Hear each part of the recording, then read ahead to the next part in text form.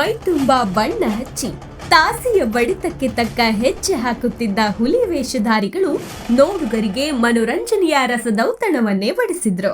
ಕೃಷ್ಣ ಜನ್ಮಾಷ್ಟಮಿ ಹಾಗೂ ವಿಟ್ಲಪಿಂಡಿ ಉತ್ಸವದ ದಿನ ಉಡುಪಿಯಲ್ಲಿ ಹುಲಿ ಕುಣಿತವನ್ನ ಕಣ್ತುಂಬಿಕೊಳ್ಳೋದೇ ಸಂತೋಷ. ಹಬ್ಬದ ಹಿಂದಿನ ರಾತ್ರಿಯೇ ಮೈ ತುಂಬಾ ಬಣ್ಣ ಹಚ್ಚಿ ಹಬ್ಬದ ದಿನ ಬೆಳಿಗ್ಗೆ ಲೋಬಾನ ಸೇವೆಯ ಮೂಲಕ ದೇವರಲ್ಲಿ ಪ್ರಾರ್ಥಿಸಿ ಕುಣಿತ ಆರಂಭಿಸುವ ತಂಡಗಳು ಅಷ್ಟಮಿಯ ವಿಶೇಷ ಆಕರ್ಷಣೆ.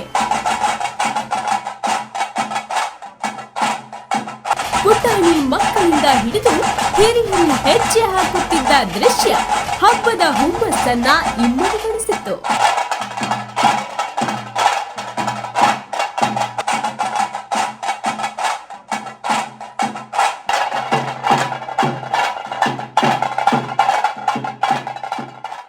ಲೋಬನ್ ಅಂದ್ರೆ ಅದು ದೃಷ್ಟಿ ಬೀಳಬಾರ್ದು, ಹುಲಿ ವೇಷಕ್ಕೆ ಯಾರ ಮೈ ಮೇಲೂ ಬರಬಾರ್ದು.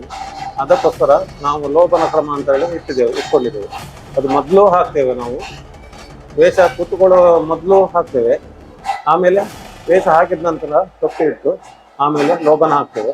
ಅದು ಯಾರ ದೃಷ್ಟಿನೂ ಬೀಳಬಾರ್ದು, ಯಾರ ಮೈ ಮೇಲೂ ಬರಬಾರ್ದು. ಅದಕ್ಕೋಸ್ಕರ ನಾವು ಲೋಬನ ಕ್ರಮ ಅಂತ ಹೇಳಿ ಮಾಡ್ತೇವೆ.